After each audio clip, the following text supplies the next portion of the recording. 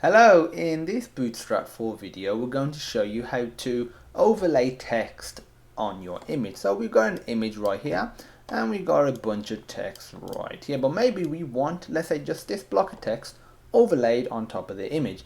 Instead of trying to put it inside the image or creating separate divs and putting them together and styling them with some margin and some different types of positioning, all you have to do, so I just want this entire div, which has the header, the text and the button, to be overlaid on the image. All you do is, instead of doing car-block, do car-img-overlay, save that, refresh, and there you go, it's overlaid on the image. You might be thinking it's not quite over the image because the button is outside of it. That's just because the height of that block, that div block that we overlaid, was taller than the image. Obviously you'll want to make sure the image is tall enough. Maybe you don't, but most likely you will. So that's image overlays. If you have any questions, feel free to post them on our education platform, sonarlearning.co.uk/questions.php. There'll be a link in the description to that.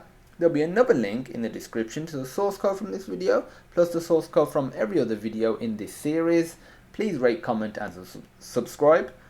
And as usual, thank you for watching, and I hope you have a great day.